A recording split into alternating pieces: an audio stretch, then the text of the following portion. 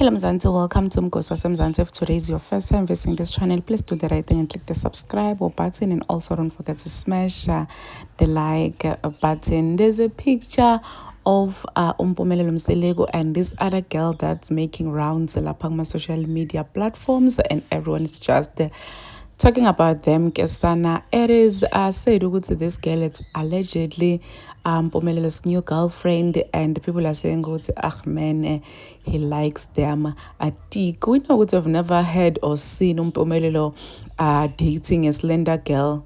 Always nje utishayela ngama BBW uyabo ngalabo girl labangathi bathe ukuthi zim kancane ngamtimba, so people are just saying ukuthi girl ufana nje nebody aya ngibani that girl uvuyokazi nangesamfanisa kakhulu naTirolo, because siyabona ukuthi uTirolo uyazimuka kancane, but people are saying ukuthi uMpumelelo nje uthathe nqamashi kubaba wakhe, because siyabona ukuthi nababa wakhe he likes them. I think akekho nje mfadwa amusamsele kulo slender utishayela nje angebantu bokugqwala amaphinifa uyabo. So people are saying ukuthi uboy nje utithathele kubaba wakhe nqamashi, nalokuthanda abafati nje bathi fanele nababa wakhe shem umfude wamqedza awuphiki nje awusoli futhi ukuthi wakhe na wakhe vele, ngoba vele anako phela bantu baze abathanza indonyi. Uyabona ukuthi shows baba wakhe i role model yakhe, that's why yonke into la yendako uyayenda naye. So people are saying ukuthi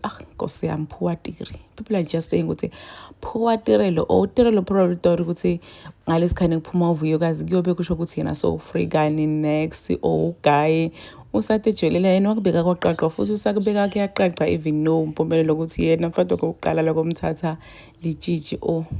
We know what that means. It means ukuthi even if uTirelo ufike kucala kungafika umuntu emva kwakhe angeke azamshada iqala, but uqala athathe bani lijiji ngoba uqhazile ukuthi apparently hey lijiji ngithathela hey basekhaya abadzala nani ngesingene to the book lokho, but wamenshina uGaye ukuthi yena uyotithathela lijiji. And people are saying ukuthi Mpumelelo avadlala ngebantu abebantu, ayikho nje indzaba yakhe, bantu baze bamfanisa na lo mfana lo bathi ngisiyaqela babazonda nje akekho abantu labazondwa emhlabeni njengaMpumelelo nasiyaqela. Umpumelelo angafaka ivideo nje bohlala bamtrack usiyaqela same thing. So asithembe ukuthi kuyoba ngcono. Please do comment what you think below down in the comment section. Don't forget to hit the notification bell. I will see you in the next one. I'm signing out. Goodbye.